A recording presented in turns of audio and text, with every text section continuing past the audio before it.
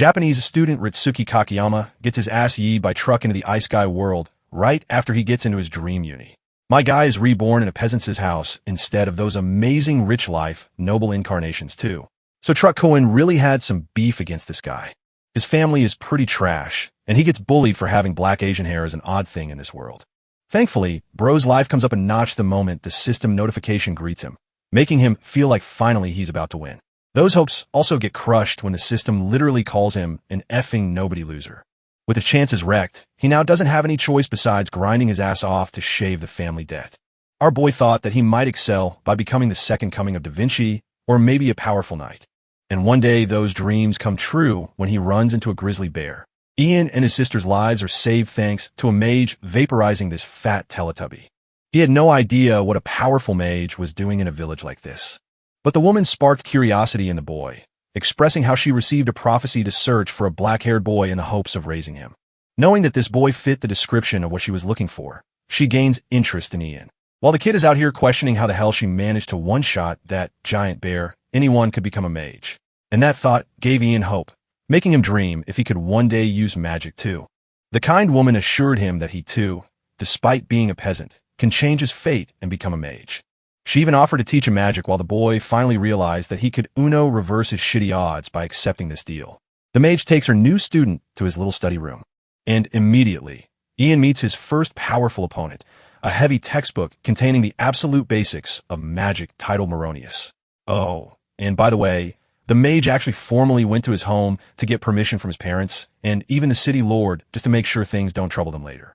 With the people expecting great things from him, Ian is ready to do his absolute best.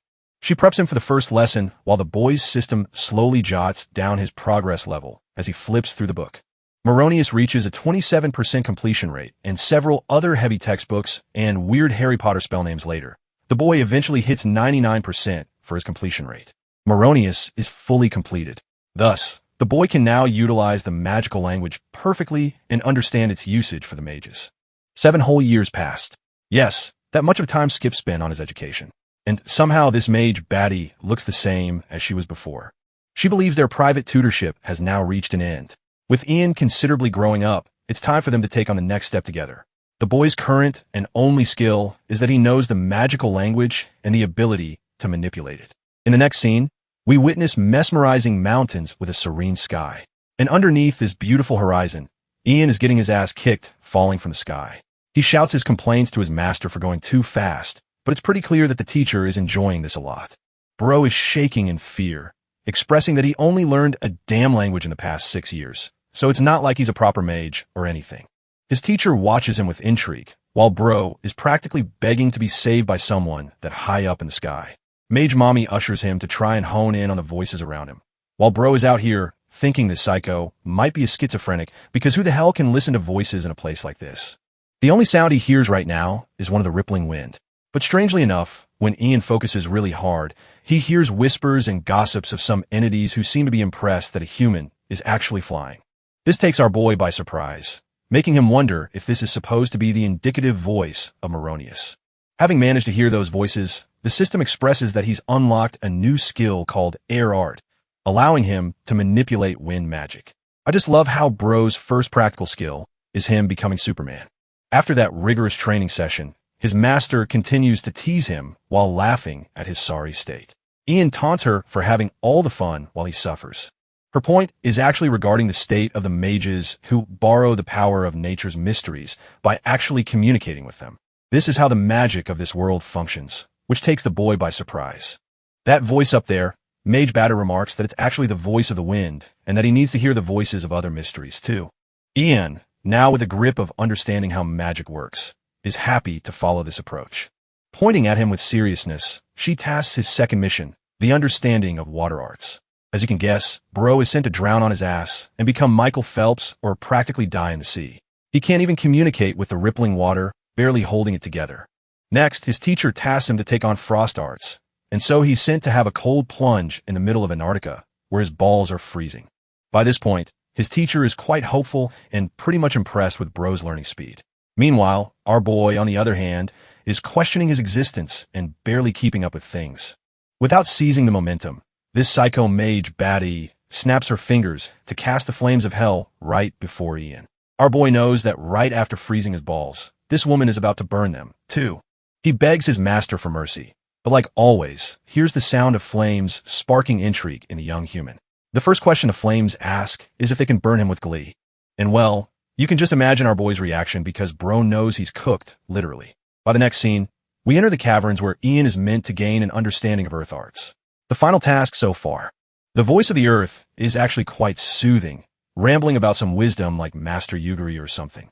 Even our boy is confused and doesn't get what the hell he just heard, which makes him wonder if he currently lacks the ability to comprehend or understand earth arts. Bro takes it as a sign of relief and exits the area when suddenly the system pops another notification sharing how he's earned skill points as a bonus. These points can help increase his magic proficiency. 100 of them are available right now. This pretty much confirms to Ian that he's a damn cheater in this world, because no way is he getting this stuff for free. Obviously, since Earth is the lacking element right now, he decides to upgrade more by tapping on the screen. Soon after he points at it, the screen pulses with a blinding blue. At this point, the voice of the earth commands him, expressing that lava sits just underneath and that if he's not careful, an earthquake could occur and cause this lava to erupt to the surface. Ian now understands what this voice is trying to say. His goal is to just get the hell out of here and confirm to his master that he heard the voice of the mystery. First, Ian commands fire to burn, creating himself light to navigate things. This time, a different voice shrieks in pain, expressing its anger for the light. Ian tries to strike a chat with it, questioning if this is also the voice of the earth. However, this element is different. It's not an element that his own master told him about. Because, you see, the only thing that truly hates light is the voice of darkness. And that is what this mystery is. Ian is startled. While outside, his master is looking into her schedule, realizing that she might have to attend an upcoming pyromancer conference. Out comes her student with haste. She congratulates Ian for succeeding at last, while he shares another exciting news of having made contact with the shadows of darkness. This revelation actually leaves Mage bat his jaw wide open, because clearly she didn't anticipate him connecting with the dark. It makes her question if he truly made contact with such a cowardly mystery. And her silence brings Ian concern. She addresses the boy, sharing that they need to make their descent down the mountain. The boy is happy to do that, curious where their next adventure will be. But it seems that Ian has misunderstood her words because you see his master means something completely different. She declares that they will officially be parting ways from here. Pointing to her left, she suggests that he head to the Chronolique, where he will soon attend the Space-Time Sorcerer Conference, because if he is destined to learn such arts, then he'll also have the fortune of running into a competent space-time sorcerer there too. Bro is baffled because all of a sudden he's being told to learn a completely new thing relating to spacium. Watching his confusion makes her happy. ELD reflects that the young boy was born with a natural affinity for discovering mysteries and based on her gut feeling. She can tell that he'll be capable of wielding the power of spacium too. With that, their contact wraps up. Elf is excited to meet him after 3 years in Dranheim. In the next scene, we introduce ourselves to the region that she told him about. This town is pretty rural, looking though the people are bustling about. Ian is looking for the conference that his master told him about. He still thinks that woman is unpredictable as hell for sending him here. One man among the crowd appears to be a travel guide, ready to help anyone travel north. Ian recalls that his master told him the conference would be held in the north. And since he's free to travel, our boy thinks it's a good opportunity for him to leave right away. In the next scene, we have a bunch of people settling down for a camp.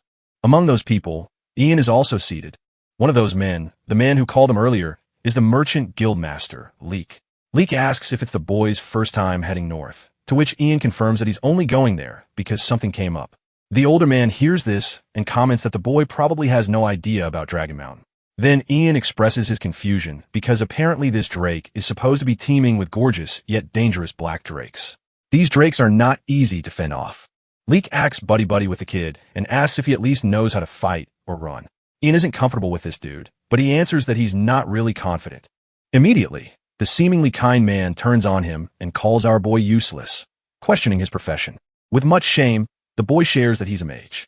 I don't know what happens to Leek because he shakes in shock and calls the boy a lord mage. Overhearing their conversation, a girl is drawn to the boy.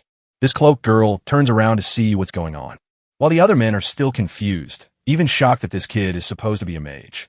Ian genuinely doesn't get why these people are so stunned because his little revelation has shifted the environment completely. As if revering his abilities, Leek quickly turns into a subordinate and grabs the bowl, happy to serve the boy seconds. Even though Ian declines the offer, this man charges over to the food server to fetch him a new bowl anyway. More and more people begin to chat about Ian's status as a mage. Some of them even doubt his ability, believing that his appearance makes him look like a third-rate weakling guy who doesn't know what he's talking about. These haters are hating hard on our guy, thinking he ain't got all that, while Ian is a nice kid who doesn't pay them any mind. The girl from earlier who took interest in him decides to talk to him, whispering that if he's truly a mage, then the boy should try to use some spell and show these guys who's actually boss. It may seem like the assertive approach and a forceful one. Ian doesn't really get the point, though. The girl explains that typically mercenaries are known for making fun of quiet people, treating them as timid or weak. That's why it's necessary for such people to show their powers and intimidate others who doubt their strength. Because if Ian can simply do that, he will show them who's the top dog, and the mercenaries will automatically become his subordinates, willing to protect him in any trouble. The idea is a bit new to Ian, who understands where the girl is coming from, yet doesn't get what he's supposed to do in this situation. Because first of all, bro doesn't exactly have the experience of getting angry at people before. While this conversation is happening, the dude sitting around serving the food actually spits in Ian's bowl before coating it around with a leaf. This disrespect actually pisses our boy off, who can't believe that this had the audacity to spit on his food. All of a sudden, the ground trembles, making the server realize that he messed up. Ian goes up to the bastard and addresses them with a powerful presence, questioning how dare he spit in his plate like that. The server is wetting his pants in fear, so he quickly submits in terror, apologizing to the Lord Mage for his heinous actions, pissing him off even more. The server states that he just wanted to polish the plate. Ian is furious that this guy's best idea of polishing a plate is to first spit in it. The man argues that water is actually dirty, so it would have been worse. Ian doesn't really understand the meaning behind such a statement, questioning his logic. So, the server explains thoroughly how water is actually full of mud and parasites. That's why he doesn't really wash plates with water. And my god, bro, it's the worst reasoning ever because this man actually believes his spit is cleaner in comparison. The sentence traumatizes Ian, haunting him for the rest of the night. Bro is out here going crazy, completely turned to stone in front of the mercenaries and the servers because this medieval age actually has no sense of hygiene at all. Frustrated, Ian coldly mutters a spell, casting the might of the flames to erupt from the nearby campfire. These flames reach heights taller than the surrounding humans, intimidating them and surprising the girl who gave him the suggestion. Maintaining his assertive tone, Ian orders them to quickly fetch some damn water, berating them for a bunch of dirty medieval bastards. Both men run full speed away to fetch the water, not knowing what they really even did wrong to begin with. In the next scene, we find a calm night. It appears that everyone is off to sleep, except the mercenaries are on a search for Kathy, the girl they can't find. One horny bastard wants Kathy all to himself because his medieval 1-inch stick is acting up at 3 a.m. In the distance, he manages to find her. So, the horned dog calls out to Kathy, urging her to come to him. Suddenly, the man notices that Kathy is actually knocked out. She's been abducted by a bunch of bandits. The mercenaries shout at the bandits, but their whole macho act fails when one of them is suddenly killed with an arrow piercing his chest. The mercenaries roar their anger for these aggressors to kill one of their comrades. They quickly bolt into action, aiming to fight these guys off and even kill them. The leader of this unknown group treats them like a bunch of small insects. But it's here when Kathy actually wakes up again and starts biting the grab out of this dude's back. The guy is forced to throw her down because he couldn't risk his arm getting chopped off with Goku's secret biting technique. Kathy struggles to run away, while the leader commands his men to quickly chase after the target as she's running away. While all of this is happening, our boy is sleeping in his tent with the same haunting memories, realizing that these medieval actually use spit for cleaning. The commotion outside quickly wakes him up from his nightmare. A mysterious voice calls out to him to get up fast. My guy senses the aura of the surrounding atmosphere before actually hearing the sounds of the mercenaries running to him. Leek is the first among them calling out to the Lord Mage and explaining that they're in deep trouble. In the next scene, our boy reaches the fight zone where these mercenaries are battling it out against the bandits. The leader is actually the strongest one of them, cutting the mercenaries with his sword like it's no big deal.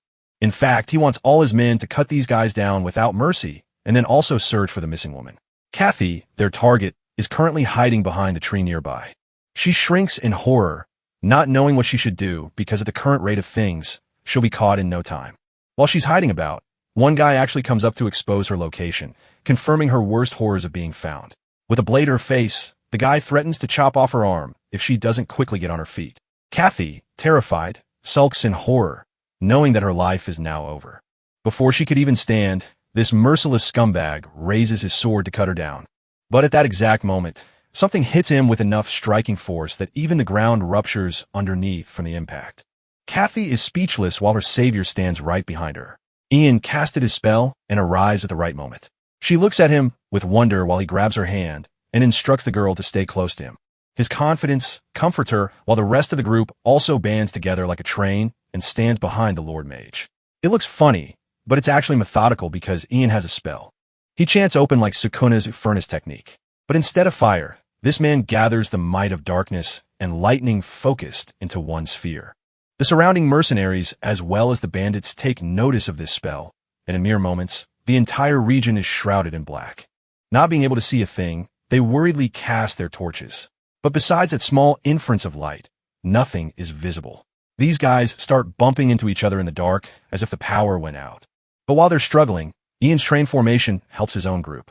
He trails ahead with confidence while they follow him. And using this technique, he thinks they should make it out easily. The current skill he's using is one of the shadow arts paired with his dark vision attribute to see stuff in the dark. Unfortunately, bad confidences also end up happening because one of the assailants ends up bumping into Leek, causing trouble. This is bad as the guy quickly raises his sword to cut them down with what little chance he has. The man at the front, Leek, is frightened for his life, begging to be spared. He's a helpless old man, so Ian has to swoop in with the casting of his fire burn incantation. Remember when he used it to just light a torch earlier? Well, this time Bro literally uses the torch to engulf this dude's face, burning him alive. After becoming burnt steak, Bro hits the ground, scaring the crap out of the other bandits. The man they're facing is no joke. And even Ian understands that this display of power should be enough to scare the others to run for their own lives. Just as he expected, a sudden panic is caused. The bandits want to flock around and run away, but their leader refuses to let them go anywhere, roaring that they charge ahead. Despite Bro's confidence, it's not like anything different was going to happen because unexpectedly, one of the black drakes arrives, surprising him by chomping their leader head off. Now, that's a gruesome death, one that instills the fear of death in the remaining party members. But that's not all. Even our boy is terrified because the situation has gotten much more complicated with the arrival of this flesh-eating behemoth. The curious beast playfully stares at the other humans while chomping down one of their own, like a predator who has found an entire group of prey to devour. The remaining bandits run off afraid, but fear runs wild in Ian's party, too. Leek stutters, pointing the mage's attention to the drake. Despite our boy's competence as a mage, he doesn't have the experience of dealing with someone as powerful as this drake. Even Ian understands that they're headed towards total destruction. While the system remarks that they're facing an encounter with one of the primordial mysteries, this helps him automatically unlock a new skill called summoning, allowing Ian to communicate and summon other life forms. It seems like a convenient ability considering his chances against this monstrous beast, but also makes our boy wonder if the beast before him is no different than all the mysteries that he already has encountered. They were all different elements, but if he can only communicate with this creature, they might survive. Despite his hesitation, Ian takes his chances and calls out to the drake, who eyes him down with blood trickling down his mouth. Leek and the others genuinely think they're about to get sent to hell, even with Ian protecting them, while the mage patiently stares down at the beast, who growls before him in an effort to intimidate the human. Mustering some confidence in his ability, Ian continues to communicate, knowing that all this time none of the mysteries ever dared to betray his efforts. The mage introduces himself, but in the most corniest way imaginable, expressing that he's a friend of the drake. Yep, it seems that he must have learned Talk no Jutsu from Naruto during his 7-year time skip, too. Anyway, the drake is baffled, and so is Bro's party. Ian literally holds a sign up in his head to explain that friends are not supposed to fight each other. But I think Bro is forgetting the fact that this thing literally chomped down a dude fresh in its mouth. The creature growls back, making the others question what it's saying to the mage. Ian's face displays confidence. But the freaking hilarious part is that not even he understands what this thing is trying to tell him. So he's just as lost as the others. Right now, he's got absolutely no chance at communication. So he spends the remaining points buffing his skills, dumping all of them into his summoning stats with the chance of communication. After increasing his summoning stat, our boy can finally understand the drake's language, which gives him a chance to speak to him. Ian confirms once more if it's true by calling out to the drake, but in his attempt, he infuriates the beast, causing him to roar in his face for wasting his time. Ian's party is bricks while he holds it together and gathers his words for a conversation. First, he explains that he shares no intention of fighting the monster, but the Drake responds that it would be foolish to even entertain such an idea of fighting him. Ian assures him that he knows that, and that he'll lose right away if they even try to attack him. He actually plays it along with the arrogance of the Drake, making it seem like it would be a waste of time for them to fight the great beast. The prideful Drake takes it that the humans are begging for mercy. Leek and the others take it that they're communicating through communication while Kathy waits patiently. The Drake roars that it would indeed be pointless to try and kill the rest of the weaklings, which is exactly what our boy wants. Ian is starting to think this negotiation is favoring them. One small problem. The beast roars that he's in a pretty shitty mood right now, implying that he's got no plans of letting them go. Ian's party is on their knees begging for their lives, while our boy questions what he's even going to do anymore. Ian takes it as a sign that the Drake is telling him to get lost, and that he doesn't really have any choice except duke it out against the beast with a direct approach. Fighting isn't what he means here, because the mage suddenly turns into a therapist and asks the Drake why he's in such a sour mood. Still angered, the beast shouts that he doesn't have any motivation to tell a human that. He encounters that he wants to offer some assistance to help alleviate Drake's mood. His offer appears arrogant to the creature, who thinks that it's pointless for a human who can't even do anything. In response, the mage mutters a bunch of words in a magical language, casting the water to soar up and sprinkle around. The sight appears strange to the party, even stranger to the beast, while Ian surrounds himself with mystical aura.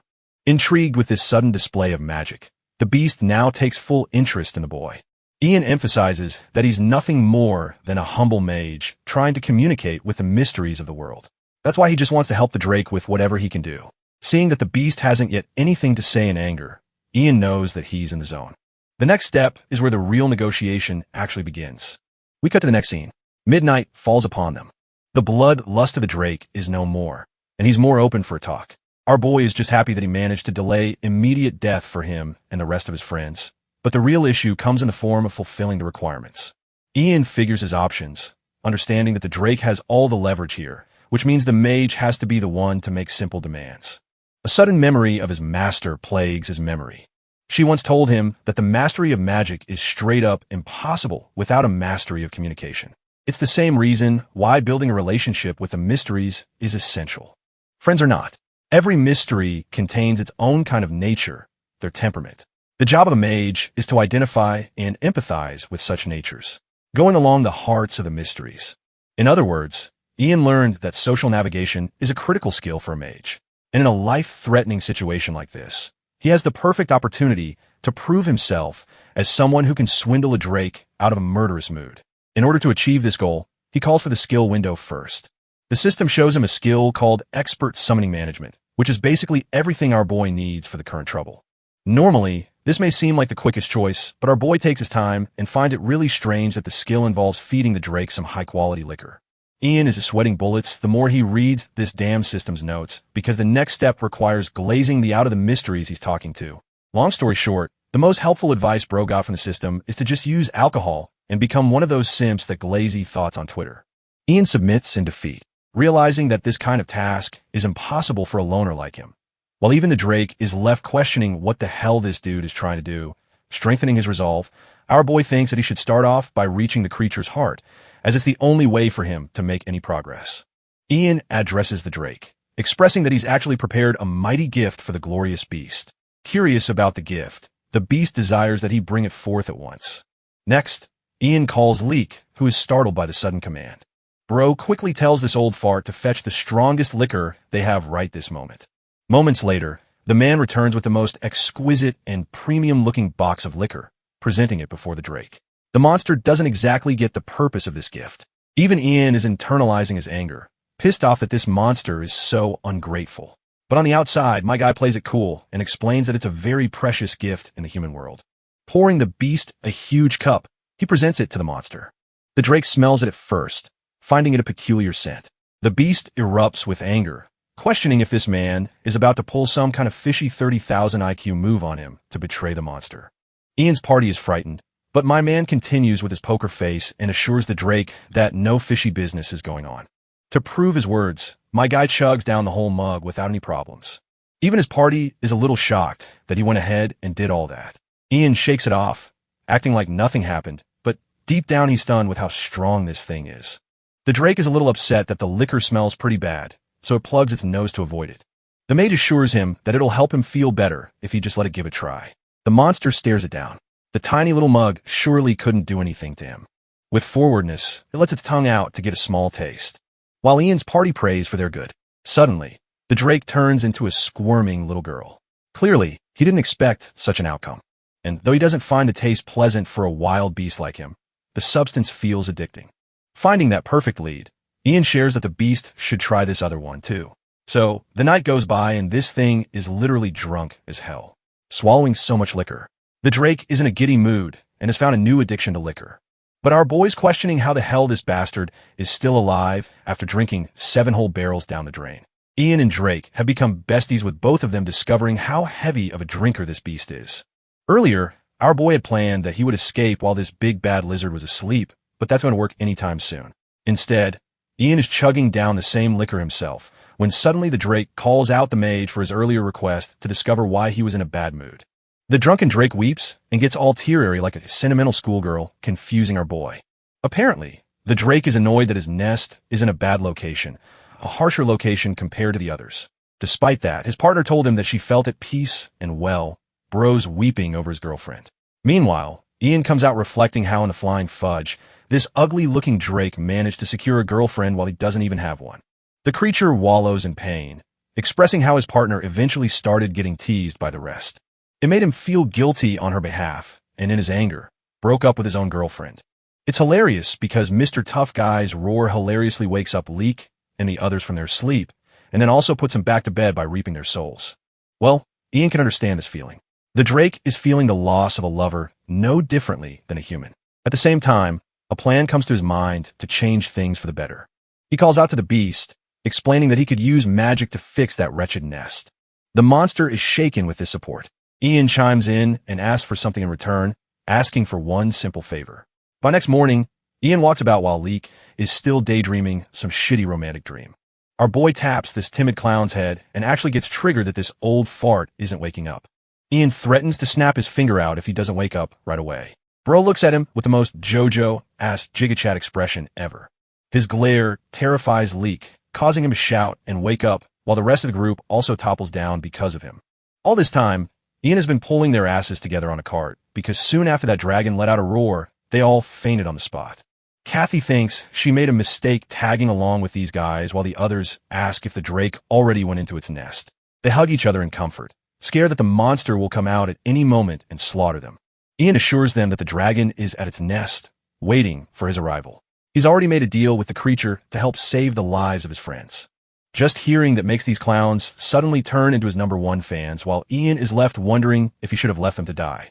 Back then, he told the monster that he'd fix his nest in exchange for the lives of these people. Hearing those words, Leek and the others chant the name of the brilliant archmage, honoring him. Our boy doesn't get where this is all coming from, because apparently these guys are under the impression that the mage actually beat up the big bad dragon for them. And after scolding the creature, he sent it back to its nest before forcing the creature to surrender to his mercy. These losers are ecstatic with a wave of emotion coming over them.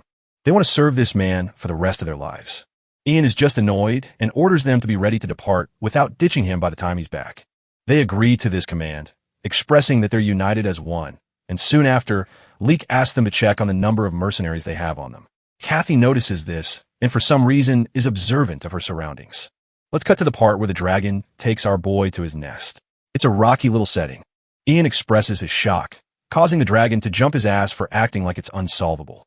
Our boy clarifies that it's not unfixable at all. It's just that he's sleepy and bro's stamina is at an all-time low. Ian just wants to quickly get done with things, so he doesn't get bogged down later. His objective is to simply push back protruding rocks and create more space here. Focusing himself, he communicates with the calm earth, who talks back to the human. Ian asks for a favor, and immediately the earth declines, stating that it's busy. Bro realizes that this thing is not happy with him at all.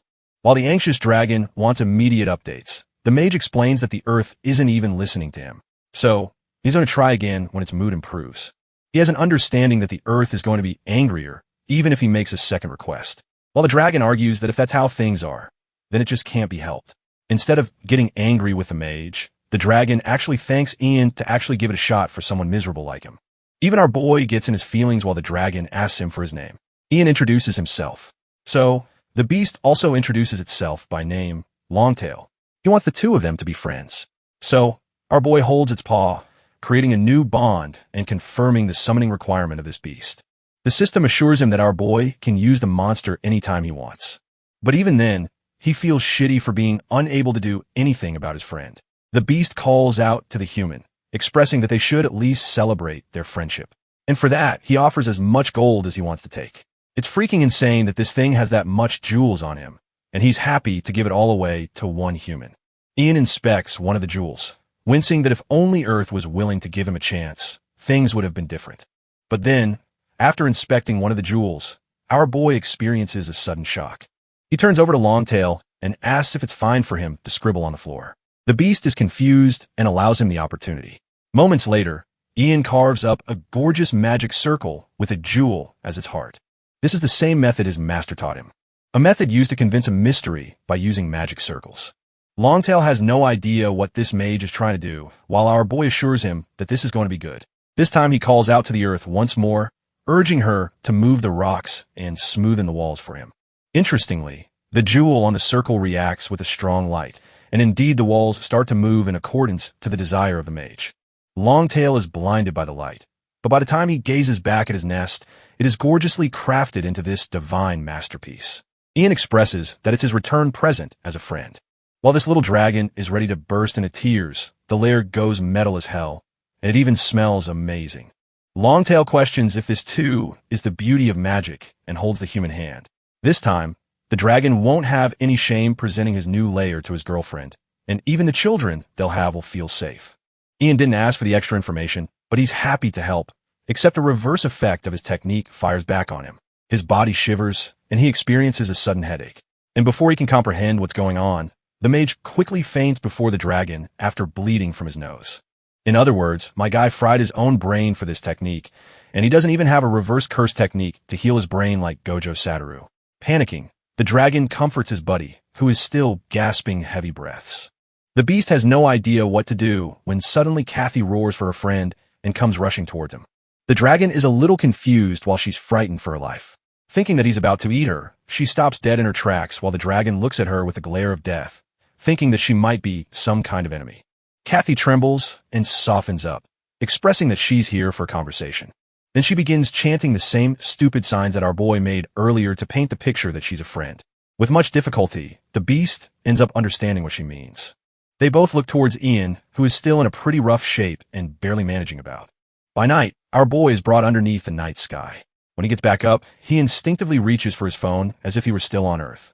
Hilariously, instead of holding his phone, the dude ends up holding this chick's hand before questioning how the heck his phone turned so soft or turned into a gummy. The squishy soft sensation genuinely doesn't make any sense until Kathy directly asks if he's awake because bro is doing some really sus right now.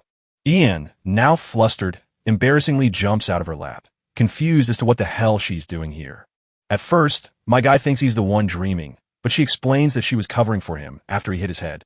The ringing headache still bothers him while she advises him to try and rest. You see, Ian is only piecing together the fact that he straight up collapsed, and throughout the night, he forced certain evolutions without getting himself to adapt. Kathy looks at him confused while he's out here questioning if she managed to overhear everything. Bro's genuinely embarrassed and covers his face like a mess.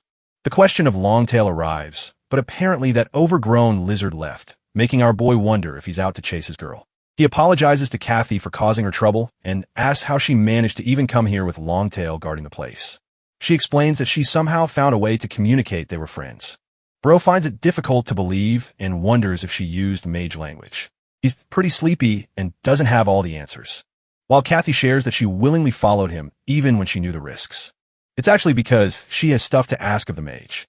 First off, Kathy feels guilty over the attack that happened last night because she's the one responsible for it. Ian seems surprised, and she apologizes straight away for putting them in so much trouble. Our boy understands that things got shaky and heavy way too fast, making him realize why she was trembling that hard. Ian theorizes that she must have some kind of beef with the bandit, while she's offended at the suggestion. Bro is even willing to state that her face looks like a bandit, but Kathy decides to go vulnerable with him to reveal a huge secret. Ian expects this to be a corny plot twist, like her being some kind of princess of a country. In reality, she drops a bombshell that her real name is Lucy of the Tyrion family. She's a noble, The bandits were sent on behalf of her fiancé. Ian then suspects that it might be some kind of bratty lover's quarrel like it always happens. Kathy is upset with his trashy assumptions, sharing that she intended to disappear far away from her fiancé's control.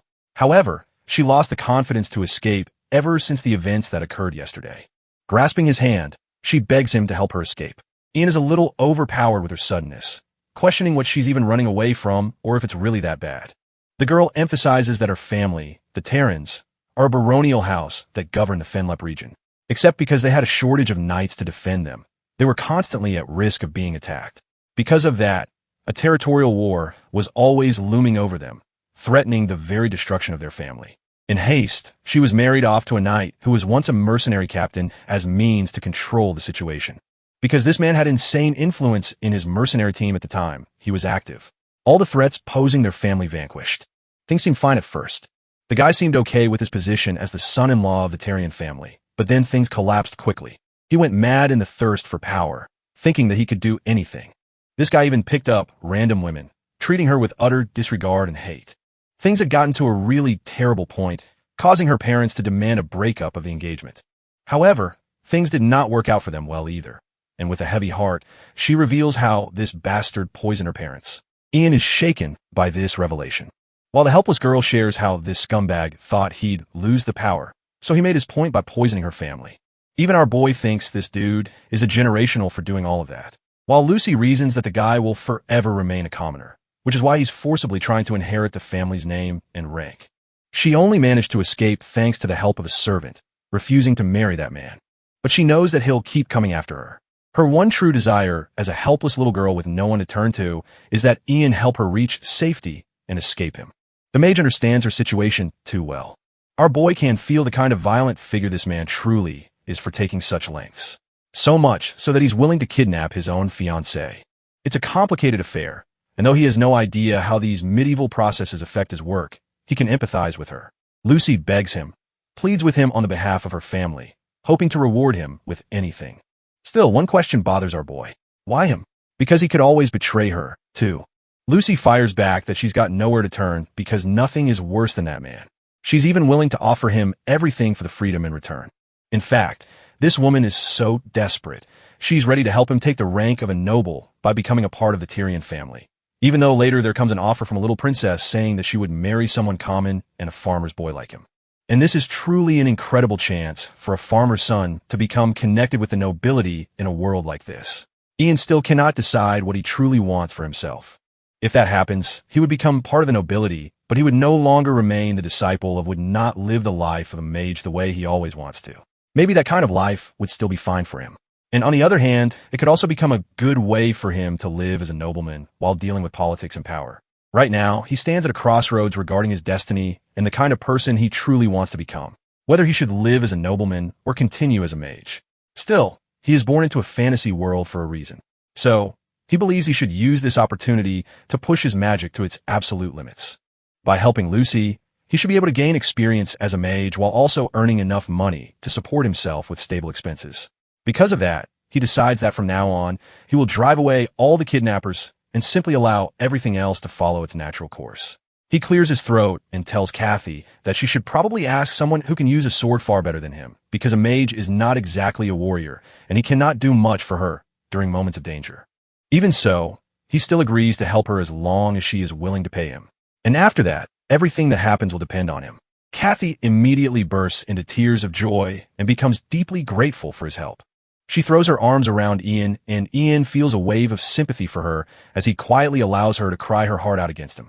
Meanwhile, Drake is lazily sunbathing when Ian and Kathy finally step out of his cave. Drake instantly becomes excited when he sees his friend again, and he happily tells Ian that he looks good. Ian responds by saying that they're heading down the mountain because everyone is waiting for them below. Hearing this, Drake says that both of them should climb onto his back because he will take them there himself. Ian jumps onto him without even hesitating, but Kathy remains nervous and uncertain for a moment. Drake then calls her Ian's girlfriend and tells her to climb on as well.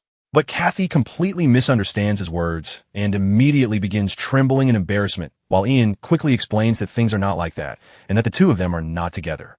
Drake still does not seem convinced because to him, they honestly look like a cute couple. Kathy remains confused by the entire situation, but Ian tries to calm her confusion and asks her to climb on behind him. Seeing Ian in that moment looking nothing less than a true hero, she finally decides to trust him. She climbs on a drake and wraps her arms tightly around Ian. At the same time, the merchants are arguing among themselves while speaking to Leek. Some of them insist that they should pack their belongings and leave immediately because they believe the dragon must have already killed Ian by now, and staying any longer would only put them in danger. However, the merchants are divided and both sides keep arguing over completely different choices. One side wants to stay and wait for the powerful mage, while the other side desperately wants to leave and head somewhere safe. Leek thinks silently for a while before finally opening his eyes and declaring that he gave Ian his word that he would wait for him. And because of that promise, he is going to stay no matter what happens. The merchant who supports his decision immediately shouts with joy after hearing that they are staying. However, only 10 minutes later, a group of bandits suddenly attacks them. The bandits capture everyone and aggressively demand to know where the girl traveling with them is located. Leek becomes confused and asks what girl they are talking about. But one of the bandits explains that they mean a beautiful young woman with dark blue hair and warns Leek that pretending to know nothing will not save him from the situation. Leek suddenly realizes that they are talking about Kathy. But when everyone turns around, they discover that she has not been near them for quite some time. The bandits immediately assume that all of them are lying and begin threatening to kill everyone while the terrified merchants scream in fear. Then suddenly Leek realizes that their protector and savior Ian has returned. Everyone quickly turns around and sees Drake charging toward them at incredible speed while Ian and Kathy ride on top of him.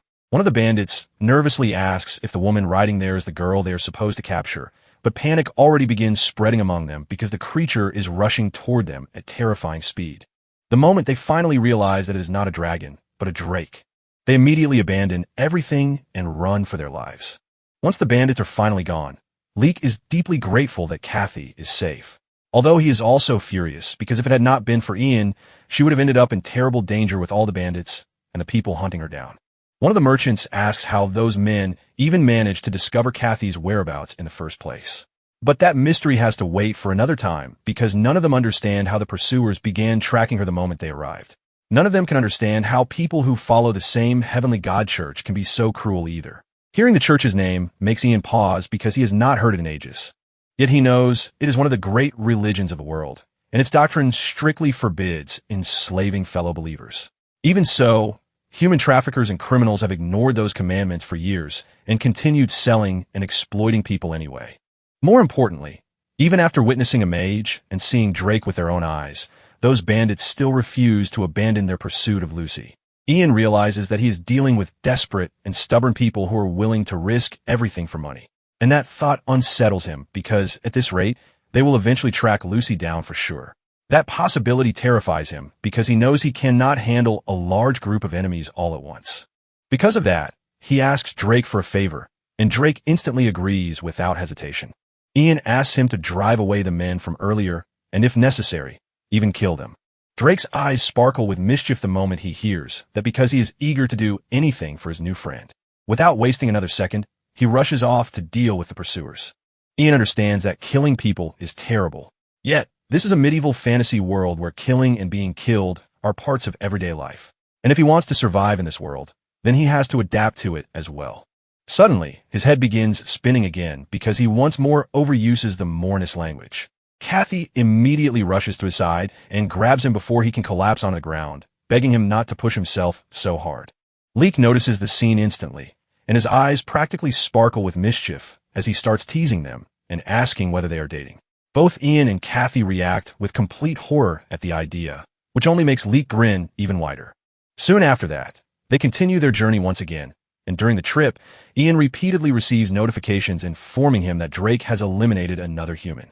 By the end, he receives 11 separate notifications in total. He admits to himself that it is surprisingly convenient that the magic automatically reports back to him, although it frustrates him that he cannot openly summon Drake in front of everyone else. Suddenly, Drake contacts him through telepathy and announces proudly that he has driven away every suspicious person he could find. Ian thanks him sincerely for protecting them, but Drake simply replies that he only did what would make his friend happy. Then Drake asks whether Ian is truly leaving because he hates saying goodbye, though he admits that this is farewell for now. Ian understands that Drake cannot leave the mountain range, and that realization saddens him because it means they may not see each other again for a long time. Drake thanks him once more for everything he has done. But before ending their conversation, he suddenly brings up the mystery of the Phoenix. Naturally, Ian becomes interested immediately. Eventually, they arrive at the Riverville, and Ian keeps thinking about Drake's words regarding the Phoenix. Rumors claim that an ice phoenix lives somewhere within the northern mountains, and Ian feels an intense urge to see it for himself. According to legend, a phoenix is a creature that never truly disappears after death and possesses the ability to change through every attribute, including fire, ice, wind, and even stone. It is known as a monster with extraordinary adaptability to any environment, and Ian quietly wonders if it might somehow be possible to create one. As they reach the gates, Leek and the merchants announce that they intend to meet the lord of the village and ask Ian and Kathy whether they would like to accompany them. Ian immediately decides against it, because if Lucy wants to escape safely, then staying away from powerful nobles and high-ranking officials is probably the smartest option. Because of that, he says that the two of them plan to rest at an inn before continuing their travels. Instantly, the merchants begin teasing Ian and Kathy again, and this time, Kathy happily plays along by claiming that she is exhausted as well. She even clings to Ian in such a convincing way that Leek immediately starts shipping them once more and nearly blushes from excitement. After separating from the merchants, Kathy admits that pretending to be with Ian has made things much easier because it keeps annoying people from bothering her, although Ian is far less enthusiastic about the arrangement. He then asks why she behaves so politely toward commoners when he himself is nothing more than a farmer's son. Kathy replies honestly that she admires him now and sees no reason to treat him poorly. Ian thinks about her words for a moment and realizes that he also wants to remain approachable and kind no matter what happens. While Kathy silently admires how naturally polite Ian is and wishes she could become more like him. Ian then asks what her plans are moving forward, and Kathy explains that she intends to seek out Count Ina. Apparently, the Count is her uncle from her mother's side, and she believes that if she explains everything, he will definitely help her. Ian immediately asks whether they were even close, and Kathy admits that they were not exactly distant from each other. Even so, Ian cannot help feeling suspicious and points out that she should not blindly trust an uncle who is not even especially close to his own sister. Kathy becomes offended immediately and demands to know how Ian could possibly suspect her uncle, insisting that there is nothing in the world he would not do for her. Ian eventually relents and decides that if she trusts him that much, then perhaps she is right after all. The moment he agrees, Kathy suddenly shifts into a teasing mood again and jokes that if a mage as impressive as Ian proposed to her, she would gladly marry him and accompany him to the Count as his wife. Ian immediately shuts the idea down and reminds her that their agreement ends the moment they safely reach the Count. Kathy pouts and calls him cruel for rejecting a noble woman willing to marry him, but Ian casually replies that there are plenty of women in the world besides her. Kathy instantly grows irritated by that answer and storms ahead toward the inn in frustration. When they finally arrive at the inn, Ian hands over a bag of gold to the receptionist and pays for a room and a bath for the night. The amount is more than enough for both of them. The receptionist then casually asks whether the girl will also be taking a bath, but the moment Kathy hears that question, she becomes horrified and hurriedly insists that she is perfectly fine without one. Ian initially assumes she simply dislikes bathing and thinks she is already filthy enough to need one badly. But after a moment, he realizes the truth. Public baths in this medieval world are completely exposed, and Kathy is obviously uncomfortable with the idea of bathing publicly in front of strangers. Understanding her hesitation, Ian simply tells the receptionist that he alone will use the bath. Kathy immediately lets out a relieved sigh. Unfortunately, while this conversation takes place, 3 suspicious people sitting nearby quietly observe Kathy the entire time. Ian notices their stares at once and instantly becomes protective. He quickly tells Kathy to pull her robe tighter because people are watching her too closely, and he does the same himself to avoid attracting further attention. However, by that point, it is already too late because those strangers have clearly fixed their eyes on Kathy and have no intention of forgetting her face. Now, on the other hand, the men watching Kathy are entertaining disgusting thoughts about her. It is the first time they have ever seen someone as beautiful as her, and to them, she looks almost like an angel descended from heaven itself. What irritates them even more is the fact that she is traveling beside a skinny black-haired boy like Ian, and in their minds, someone like him does not deserve to be near a woman like her. They exchange mischievous glances with one another and quickly come to the conclusion that since Ian and Kathy are clearly not planning to stay at the inn for very long, they need to act immediately if they want a chance to take her for themselves.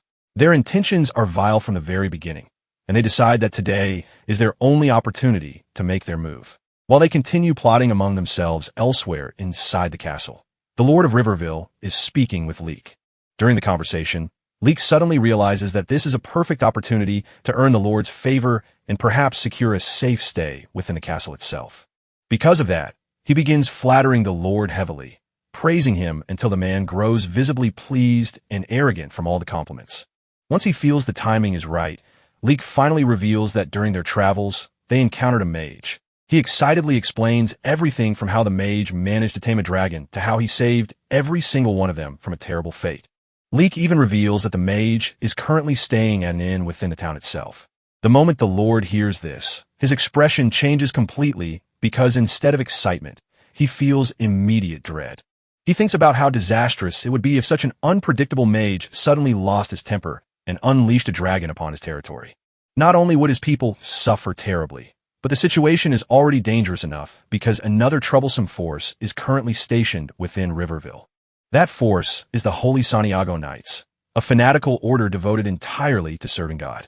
They fight both as monks and warriors, roaming the land in search of demons and monsters rather than participating in ordinary wars. They proudly call themselves protectors of humanity. Yet, the Lord privately considers himself righteous zealots who bring chaos wherever they go. The mere thought of those Santiago Knights crossing paths with a dragon-taming mage terrifies him, because he is certain that if conflict erupts between them, his peaceful little town will be destroyed in the process.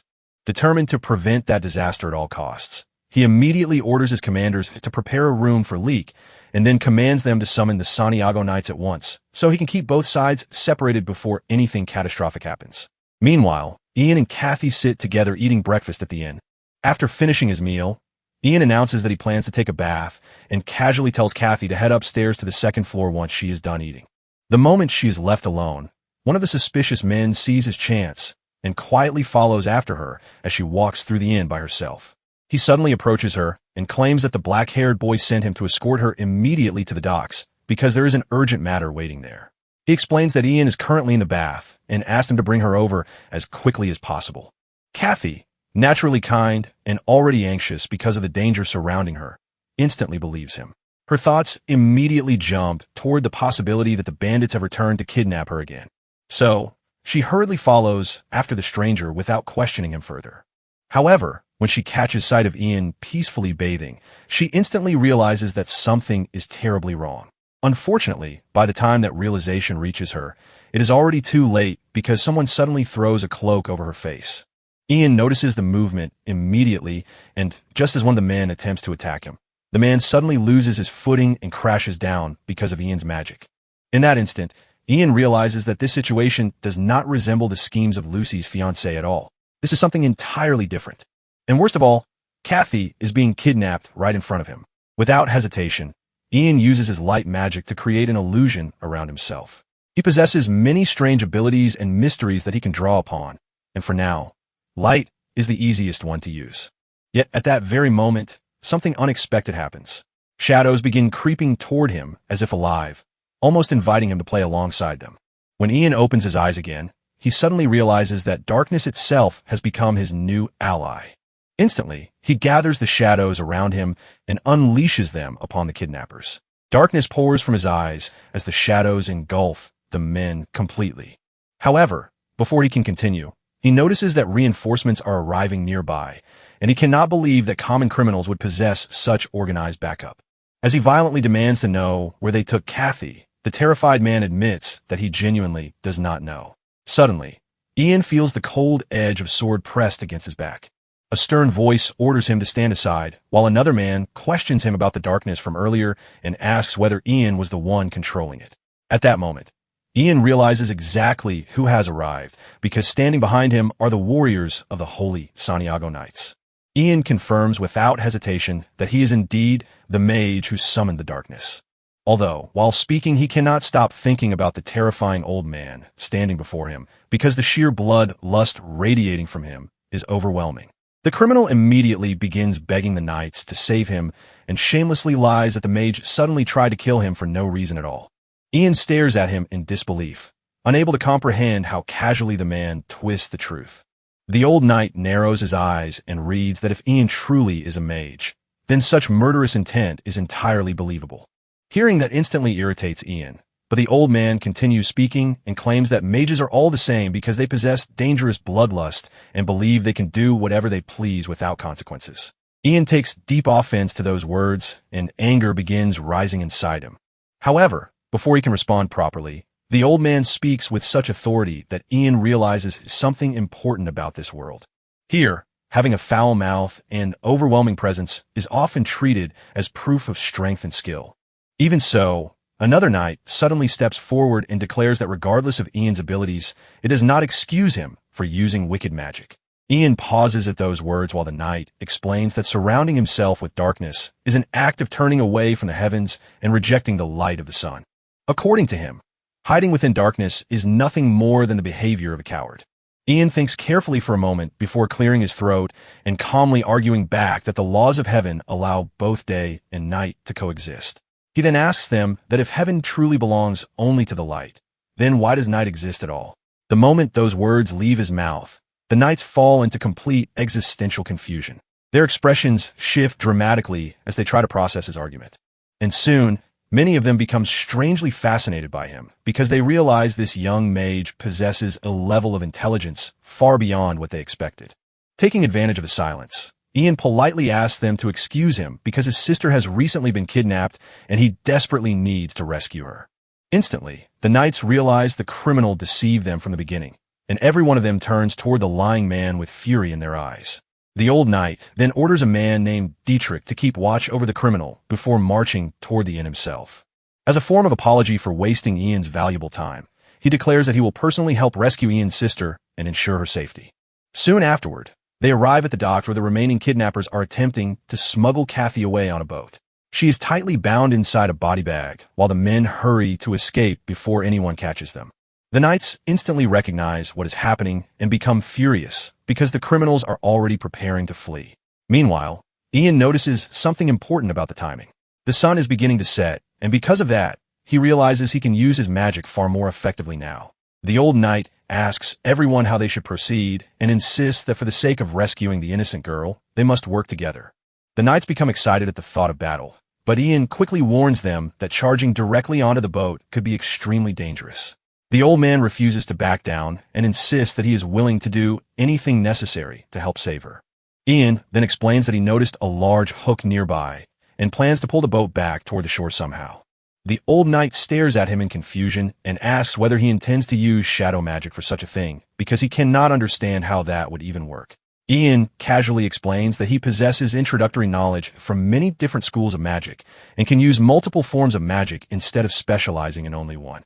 The old knight becomes even more confused because throughout his life, he has only ever seen people dedicate themselves entirely to mastering a single element rather than several at once.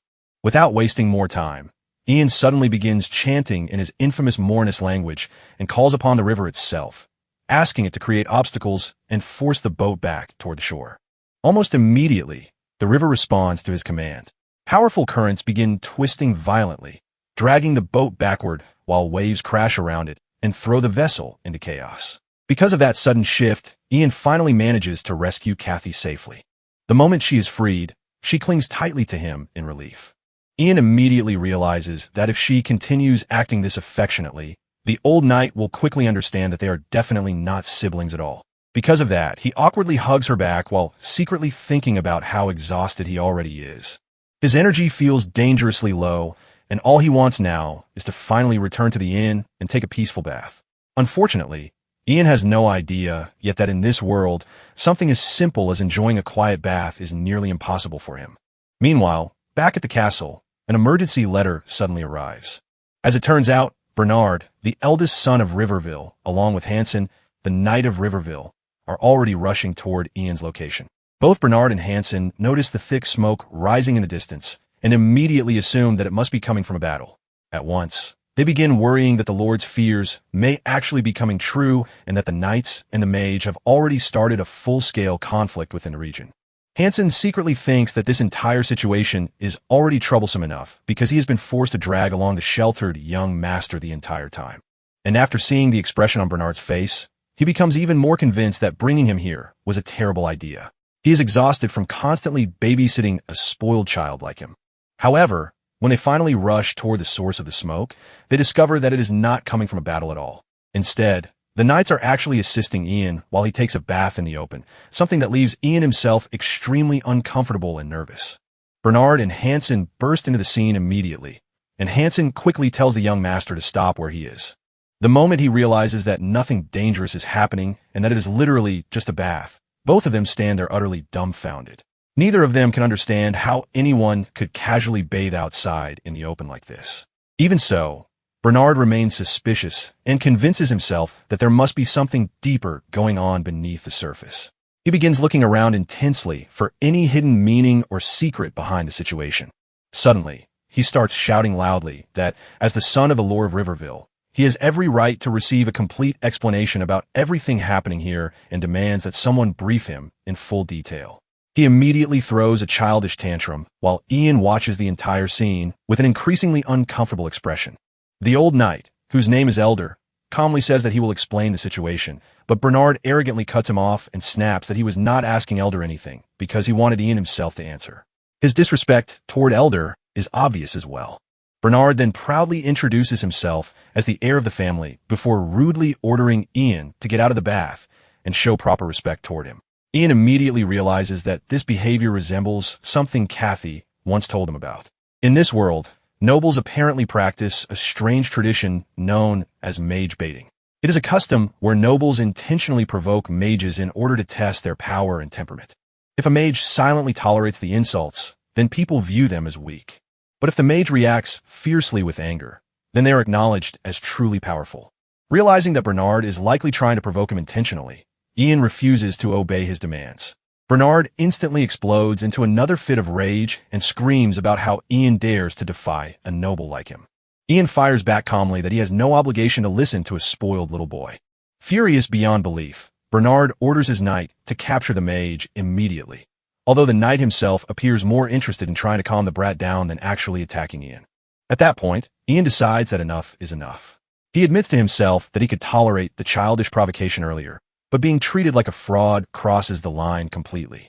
Rising from the bath, he unleashes both his dark magic and light magic at once, causing trash bins, axes, and nearby objects to float ominously into the air around him. Hansen quickly tries to smooth things over by apologizing for the young master's disrespect and assuring Ian that they fully understand his strength. Now, Ian finally relaxes slightly because he believes this display should be enough to make Bernard back down. Unfortunately, he is completely wrong because the child immediately erupts into yet another tantrum. This time, Ian genuinely begins fearing that the spoiled noble might actually try to have him executed, leaving him with little choice but to cooperate for now. The following day, Ian visits the castle where the Lord of Riverville personally shares tea with him and apologizes for the trouble caused by his son's behavior. Ian politely replies that he should be the one apologizing because he may have taken things too far himself. The Lord then asks whether Ian arrived together with his companion, but Ian explains that she currently has other matters to attend to and remains at the inn for the moment. In reality, he knows that Kathy is staying under the protection of the knights for her own safety. The conversation soon shifts toward Ian's background, and the Lord asks about the name of Ian's master. Ian answers that his master is Lord, and the Lord of Riverville immediately recognizes the name. He explains that it is known as one of the rising stars of the academy. Curious, he asks whether Ian's master has ever spoken about the South, where the Magic Academy itself is located.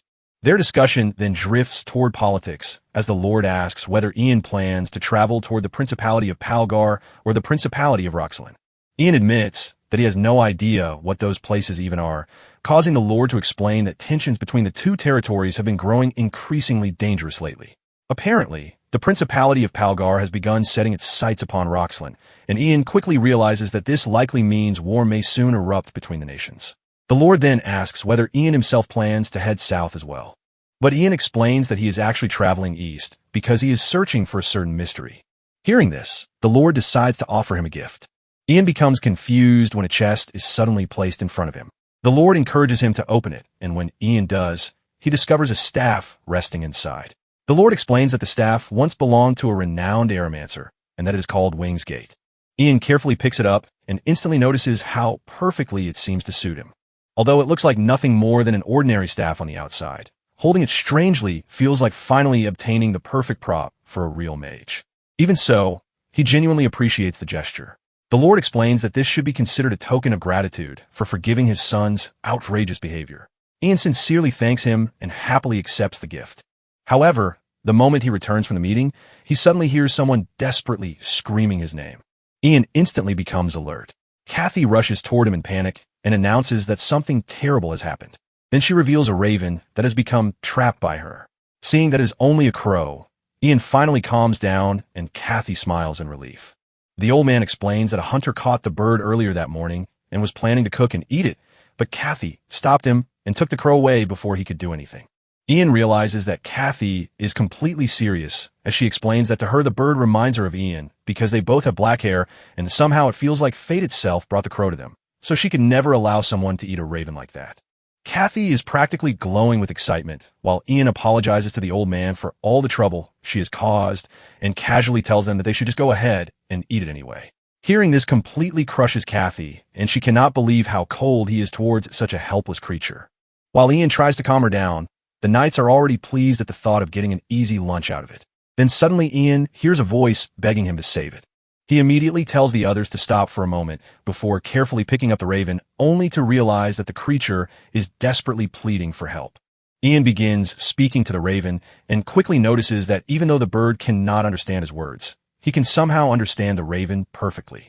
He realizes that the Moronius language does not work properly here, possibly because the creature lacks enough mystery for the magic to connect completely. He tries concentrating harder, but the raven keeps panicking and repeating itself over and over again until Ian finally snaps and angrily tells it to shut up because he is already going to save it and does not need to hear the same desperate plea 100 more times. The raven instantly goes silent, and Ian thinks that even if the crow cannot understand his language properly, it definitely knows when to read the mood and stay quiet. The knights stare at him in disbelief because the mage is casually speaking to a crow as if it were another human being. Ian explains that the raven is begging him for help, and Kathy becomes overjoyed because now her beloved crow is going to survive. She beams happily and says that she knew from the beginning that the bird was special. Elder comments that the young lady seems capable of sensing mysteries in the same way Ian can, and Kathy becomes even happier hearing herself compare to him. Ian then carefully heals the crow's broken wing, and Kathy happily says that now the injury should recover quickly. After that, she asks what they're going to do with the bird because if they simply return it to the hunters, it will just end up getting eaten anyway, and saving it would have meant nothing. Ian thinks quietly for a moment while looking into the crow's eyes, and the raven once again begs him not to abandon it because the humans around here are terrifying. Even though Ian thinks the creature is unbelievably annoying, he still sighs and places it on his shoulder. Kathy immediately asks if they are really taking it with them, and Ian replies that they are, at least until its wing fully heals. Kathy lights up with excitement and insists that they need to give a proper name. She throws out several suggestions, but Ian dislikes every single one of them, so eventually he decides on the name Oberon. Kathy immediately loves it, and from that moment onward, the crow becomes known as Oberon. The bird proudly declares that they may now bask in the honor of serving him, and Ian instantly thinks that the crow is already becoming far too cheeky for its own good. Kathy then suggests that perhaps they should continue traveling together with the knights because she has realized it would be much safer than wandering around alone as only the two of them. Ian thinks about her words carefully and realizes that she does have a point because ordinary bandits would never dare attack a group protected by the Knights of Santiago. Still, he wonders whether it would even help them if the knights are not heading toward the same destination. Before he can think any further, Elder walks over and asks why they both look so worried. As he sits beside them, he explains that regardless of how talented Ian may be as a mage, traveling alone with a woman is still extremely dangerous. Because of that, he proposes a deal regarding a dangerous monster that has recently appeared within Count Katina's territory. Elder explains that while traveling there, the knights plan to hunt down a creature known as the Manticore, a brutal, magical beast infamous for slaughtering humans simply for pleasure. Surprisingly, Ian already recognizes the name and asks whether Elder truly expects his help against something that dangerous. Elder quickly explains that they do not actually want to force him into combat and would never drag him into danger against his will. Although if Ian voluntarily wishes to help them, nobody would stop him. Ian immediately refuses because he has no intention of risking his life against a horrifying monster like that. However, Elder quickly stops him and clarifies that the real reason they need him is something entirely different. He explains that when the Order announced their intention to hunt the Manticore, A priest from Count Tina's territory practically forced a local mage to cooperate with them. Naturally, the mage became deeply offended by this treatment, and now the knights want Ian to smooth things over. Since Ian is also a mage, Elder believes his words would carry far more weight than anything the knights themselves could say. Ian considers the proposal carefully and realizes that it is not actually a terrible arrangement. If all he has to do is calm down one irritated mage, then in exchange they gain protection and escort from an entire knightly order, which could be extremely useful for both him and Kathy. Eventually, he accepts the offer. Soon afterward, they continue their journey together, and Ian quickly realizes that traveling alongside the Knights of Santiago is surprisingly comfortable. The members of the order are disciplined men with strong principles, and compared to the chaos he usually experiences, the journey becomes almost stress-free. Still, if he has one complaint, it is that nearly every single knight constantly tries to convert both him and Kathy into their religion. At first, the conversations are tolerable, but before long, the endless preaching becomes repetitive, exhausting, and irritating because Ian has no interest in abandoning his own beliefs simply because someone else insists upon it. Later that night at the campsite, Elder quietly sits beside him and comments that it is a shame. Ian immediately asks what he means by that. Elder explains that if only Ian could hear the voice of God, then perhaps he could become a cleric for the order. He explains that clerics are essentially church mages who wield the mystery of faith itself. Ian thinks deeply about those words and wonders if someone could truly speak to God. Then perhaps he could finally ask about his strange status window and the reason he was reincarnated into this world in the first place. Curious now, he approaches Dietrich and asks whether he can study their holy book as well. After some time, Dietrich patiently teaches Ian how to read passages from the Bible and even compliments him for being so open-minded toward their faith. However, Ian suddenly loses interest and Dietrich notices the strange shift in his expression and asks what is wrong. Ian replies that Dietrich just complimented him a moment ago. Yet, instantly, Dietrich becomes alarmed and insists that he never said anything at all. Confused, Ian swears that he clearly heard a voice speaking directly to him. That is when he suddenly realizes the voice did not sound human in the slightest. Then another strange voice whispers into his ears, calmly suggesting that perhaps the speaker is not a being that could even be called human at all. And Ian is left completely confused about what exactly is happening to him. Ian realizes that the voice speaking inside his head might actually be the one who brought him here. So he immediately shouts and demands an answer. He keeps piling up questions, asking the supposed creator about the status window and why he was thrown into this world right after he had barely graduated. As his irritation keeps rising, a sudden gust of wind passes through. And just like that, it feels as if the mysterious creator has already left without responding. Our guy gets frustrated and starts going off, demanding that she come back and answer him properly.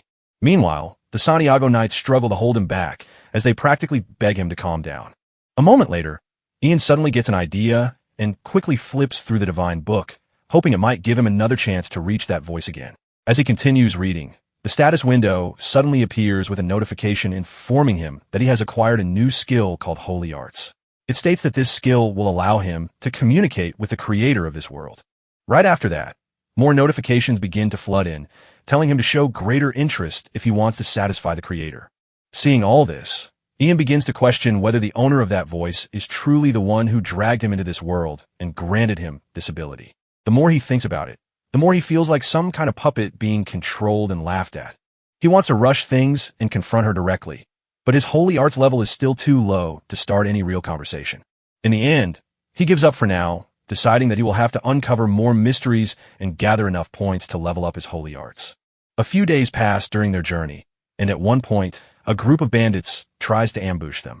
The knights handle the weak amateurs without much trouble, and then check on Ian, asking if he is fine.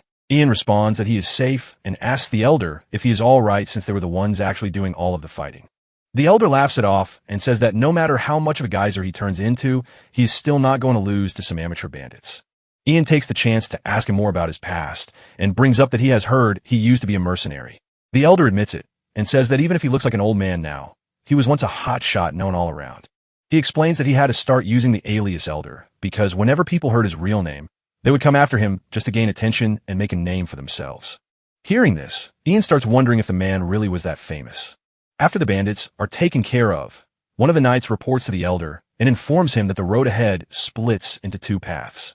He explains that the eastern path leads to the Count's castle, while the western path goes toward the Manicure area. The old man then tells Ian that the mage he mentioned lives somewhere near the Manticore area and points in that direction, asking him to hurry. Ian stops the group for a moment and suggests to Kathy that they should first go meet the mage before heading to the Count's place. Lucy immediately refuses and says she will go alone instead. Ian gets concerned and asks if she will be all right on her own. She smiles and responds that she is not a child, and she is confident that the Eastern Path will take her straight to her uncle's place. She waves goodbye and leaves without hesitation. Watching her go so casually makes Ian uneasy as he wonders if she will really be fine. He then decides to deal with the mage as quickly as possible so he can check on her before anything goes wrong. The old man asks the boy why his sister left without him, but Ian simply replies that he will catch up to her soon and quickly shifts the topic back to the mage.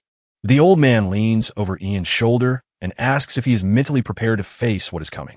He tries to scare him by explaining how dangerous mages can be and adds that the one they are about to meet is already upset because of the order.